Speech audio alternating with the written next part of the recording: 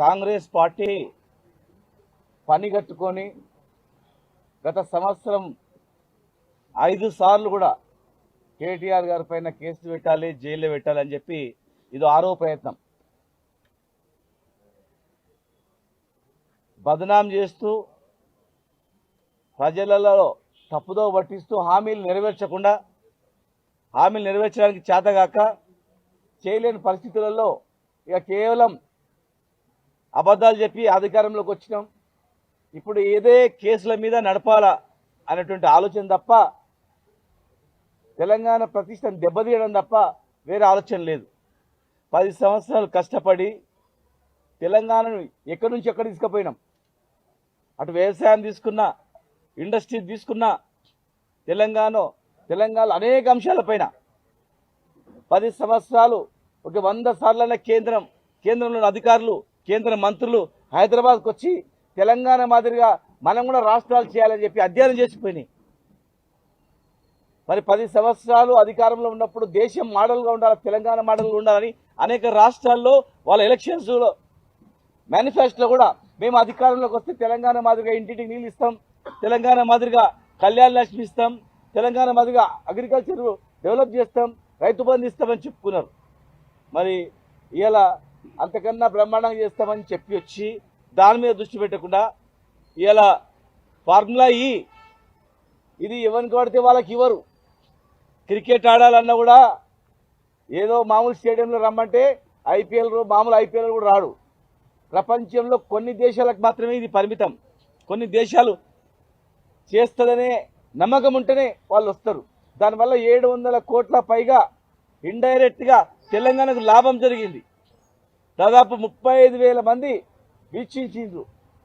హైదరాబాద్ వైపు ఒకసారి ప్రపంచ దేశం చూసిన ఇట్లా బ్రాండ్ ఇమేజ్ పెంచినటువంటి కేటీఆర్ గారిని తెలంగాణలో, హైదరాబాద్లో ముఖ్యంగా ఒక టాప్ సిటీగా, రాబోయే రోజుల్లో ఇండియాలోనే నెంబర్ 1 సిటీగా ప్రపంచ దేశాలతో పోటీ పడుతున్నట్లు చేసినటువంటి ఈ నగరాన్ని ఎన్నో రేడియల్ రోడ్స్, ఎన్నో కంపెనీలు ఒక అద్భుతంగా ఆ డిపార్ట్మెంట్ను తీర్చిదిద్ది, మున్సిపాలిటీలను, కార్పొరేషన్లను తీర్చిదిద్ది మరి హైదరాబాద్ బ్రాండ్ ఇమేజ్ పెంచాలని చెప్పని ఫార్ములా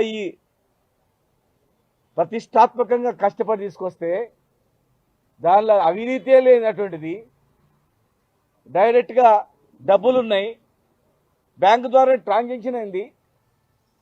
ఒకవేళ నిజంగా అవినీతి వాళ్ళకి ఇచ్చినట్లుంటే మరి ఆ ఫార్ములా పైన కూడా పెట్టాలి కదా కేసు. మరి వాళ్ళపైన కూడా కేసు పెట్టాలి. డబ్బులు తీసుకున్న వాళ్ళు ఇచ్చింది మీరు కానీ ప్రూవ్ చేయడానికి వాళ్ళ మీద కూడా కేసు పెట్టాలి కదా. అవేది చేయకుండా కేవలం టార్గెట్ కేటీఆర్ జైలు అంతే. వాళ్ళ మైండ్లో కేటీఆర్ గారు జైలు పంపాలి ఎట్లాంటిది తప్ప వేరే ఆలోచన లేదు.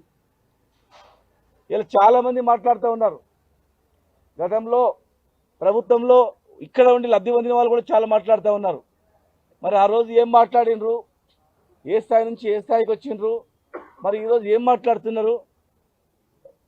ఒక హైదరాబాద్ని బ్రాండ్ ఇమేజ్ దెబ్బతీసేటట్లు కేటీఆర్ గారిని జైలు పెడితే అయిపోతుంది అనుకుంటున్నారు. కేటీఆర్ గారు మాకు నిష్పక్షపాతంగా న్యాయస్థానాలపై మాకు గౌరవం ఉంది, ఖచ్చితంగా కోర్టులో మీకు గెలుస్తాం నమ్మకం ఉంది 100%.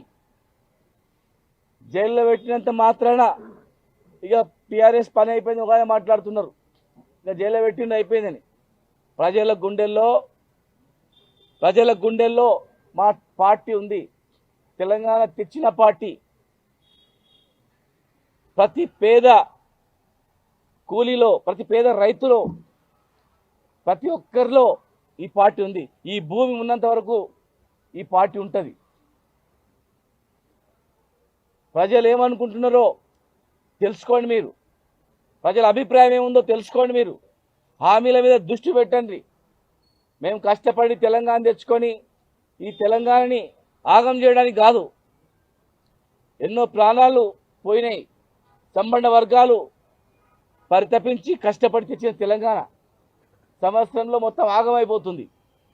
కేసుల మీద దృష్టి పెట్టి హామీ నెరవేర్చకుండా పక్కదారు పట్టేయడానికే ప్రయత్నం జరుగుతుంది తప్ప ఏ ఒక్కటి కూడా తెలంగాణ బ్రాండ్ ఇమేజ్ పెంచే విధంగా ఒక్క చర్య కూడా లేదు. న్యాయపరంగా ఎదుర్కోవడానికి మా పార్టీ సిద్ధంగా ఉంది, కార్యకర్తలు సిద్ధంగా ఉన్నారు. ప్రజలు ముఖ్యంగా సంవత్సరంలో ఏం చేసింది ఏం లేదు, కేసులు తప్ప వేరే ఏం లేదు. ప్రజలలో కూడా కసి ఉంది, ప్రజలలో కూడా తిరుగుబాటు కూడా వస్తుంది. ప్రభుత్వం ఈ బెదిరింపులకు కార్యకర్తలు భయపడరు, జైల్లో కోవడానికి సిద్ధంగా ఉన్నారు, న్యాయంగా ఎదుర్కోవడానికి కూడా సిద్ధంగా ఉన్నాం. పరిపాలన మీద దృష్టి పెట్టి హామీలు నెరవేర్చాలి. ఇవాళ రైతులకు 14,000 నుంచి 12,000 చేసినారు.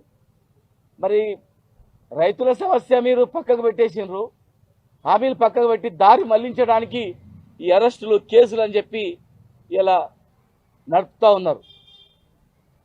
ఇది పద్ధతి కాదు. న్యాయపరంగా ఎదుర్కోవడానికి మేము సిద్ధంగా ఉన్నాం. ఒక పెద్ద సైన్యం టీఆర్ఎస్ సైన్యం అనేది, దాన్ని ఎవరేం చేయలేరు. ఒకసారి ఓడిపోయినంత మాత్రాన ఏదో అయిపోయింది అనుకుంటే పొరపాటు అది. గతంలో ఈరోజు కేంద్రంలో ఉన్నటువంటి పార్టీ కూడా 2 పార్లమెంట్ సీట్లు ఉండే దేశం మొత్తంలో, ఒకటి తెలంగాణనే ఉండే వరంగల్. ఏ పార్టీ ఏం మాట్లాడినా మా పార్టీ కార్యకర్తలు సమయం పాటిస్తారు. న్యాయపరంగా ఖచ్చితంగా ఎదుర్కొంటాం, గెలుస్తాం.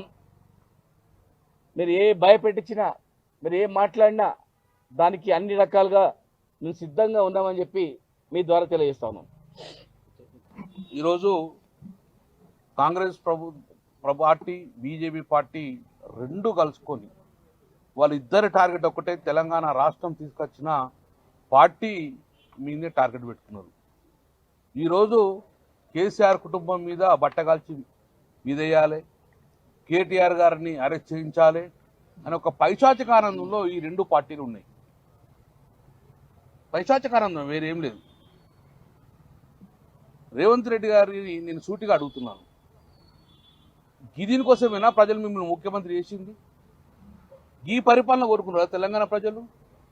10 సంవత్సరాల కేసీఆర్ ప్రభుత్వానికి మెండుగా ఇంకొంచెం ఎక్కువ చేస్తామని ఆశపడి కోట్లేసారు. కానీ కక్ష సాగింపు ధోరణితోటి కేసుల మీద కేసులు, బెయిల్లు, జైళ్ళు ఇవన్నీ నీకు ప్రభుత్వంలో నీకు రానికపోదురు. ఇది కోరుకోలేదు తెలంగాణ ప్రజలు.